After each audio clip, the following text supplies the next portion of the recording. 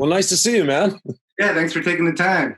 Just before we get into some of the songs on ANDRO, just kind of the idea behind the album and like what went into creating it. Oh boy, I'll give you the condensed version. Mötley got done touring, like our final tour. That's it. 2016. I took a year off. I was like, that's it. I'm taking a year off of everything. I don't want to hear music. I don't want to do music. And I just disconnected. And I made it almost a year. And then obviously I couldn't stand it anymore. So over these last 2 years, I've put together a record of just a crazy bunch of ideas that turned into these amazing songs that are now ANDRO. And in that space, making this record, I ended up with like 5 or 6 female energy tracks and 5 or 7 male energy tracks.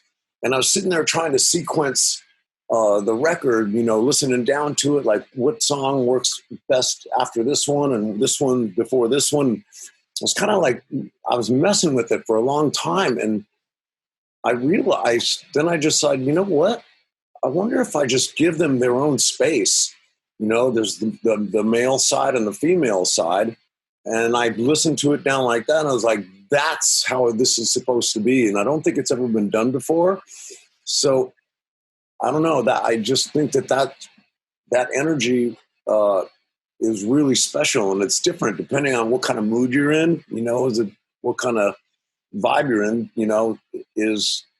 it's got its own side, I guess. I'm speaking like LP style, but yeah. You know what I'm saying, like exactly. And just from the two songs that I've heard, I wanted to talk about "Knock Me Down" first. Yeah, it has Killvein on it, and really heavy. Wanted to talk about that. Obviously, I cover the metal stuff and the hard rock stuff, so I wanted to discuss that one and how that came about and working with Killvein.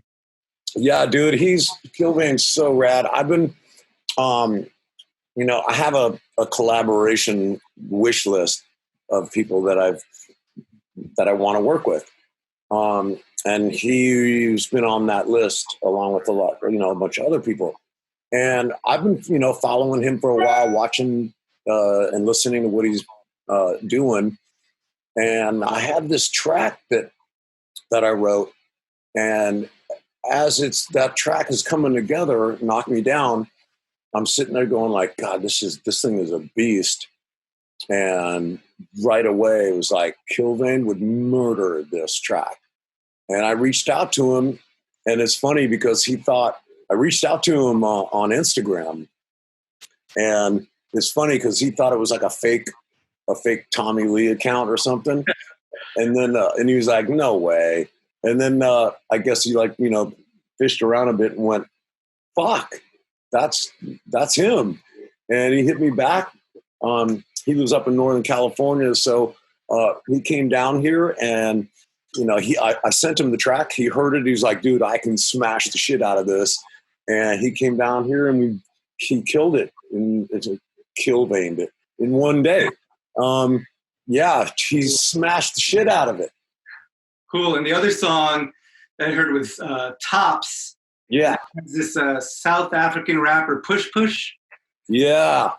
Really cool song, but completely different than the Killvein song. I'd like to hear about how that collaboration came about too. Same thing. Push Push she's been around for a bit. And again, I follow her. And it's pretty much the same scenario. And this is kind of how I work, when I'm putting together a track, I start thinking about, whether I throw down a demo melody or something or whatever, however it works. Once again, as the track came together, I was like, oh my God, I know she would murder this, and I know she'd love it because it's right up her alley. And she's got that fire, that South African, man, when she spits, it is like you sit back and you're like, whoa. I mean, it's like she's perfect for the track. And it's right up her alley, man. Super simple, sexy. And that track is basically, beats and 808, does the melody in the track, the boom, boom, boom, the boom, boom, boom. And so I hit her up, and she came over here, and boom, done. Cool. And I haven't heard the rest of the album, but I saw some of the guests. You got Josh Todd from Buck Cherry, Lucas Rossi on a Prince song. And Josh just does a little, like, it's not a song. It's like he does a little interlude into Caviar on the Paper Plate, which is that one. Cool. And then you have Lucas Rossi doing a Prince cover, from what I understand. Yeah, dude. Lucas that guy has a fucking amazing voice. Yes, Prince cover. It's called When You Were Mine, and woo! I mean, if anyone who knows the original version, it's super like happy and like when you were mine. It's really like kind of boppy, and we slowed it down, and it is dark, super sexy, and I mean, and Lucas just kills it. It's insane, and Bob Rock, mixed it, and it's one of my favorites on the record. It really is a great track. Cool. I wanted to talk a little bit about social media. You're very active. You created this TikTok account, and you have this insane following already.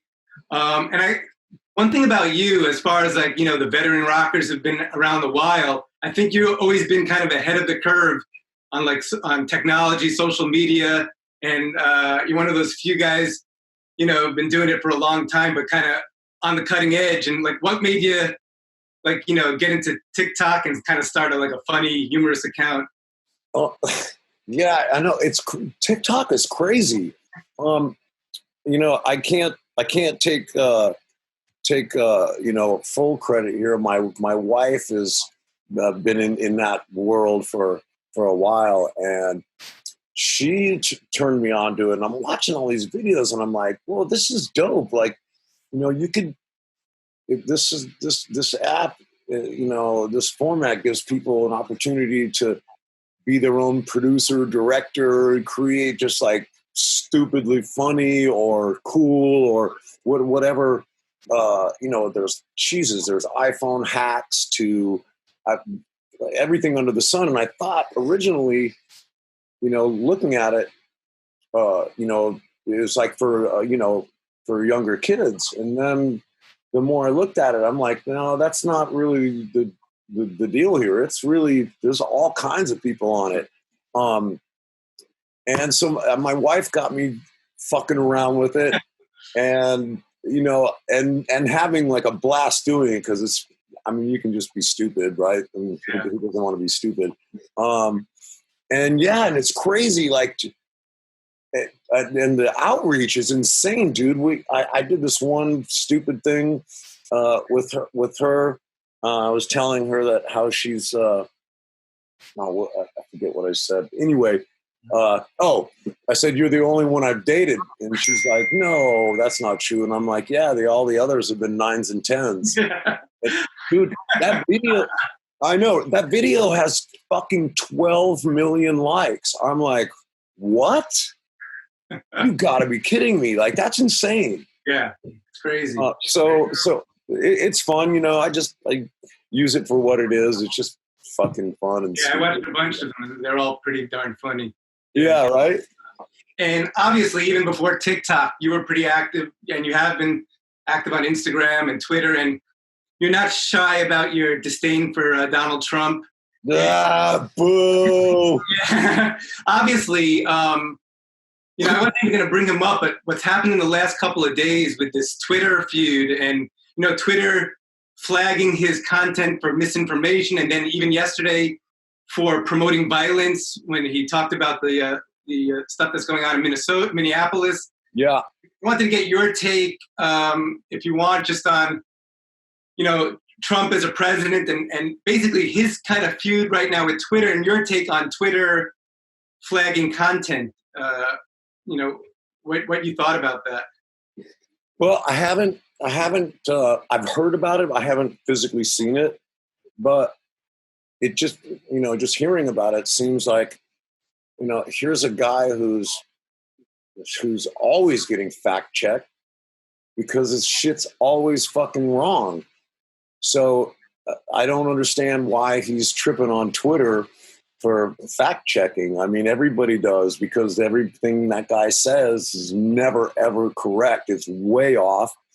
And so I just don't get the beef with Twitter. Like, what the fuck is the difference if it's Twitter or CNN or Fox News or whoever else is getting or is checking facts? I mean, I just Twitter's his bitch yesterday or the day before, I guess. I don't know, dude. Yeah. Yeah, what it basically does is it like gives you a warning on the tweet, but then it still allows you to view it. You can click through and view it, but it just kind of lets you know before you read the tweet that this content may not contain facts or might be promoting violence or stuff like that. Oh, wow. I didn't know that. Well, That's cool. Yeah. No wonder he hates that.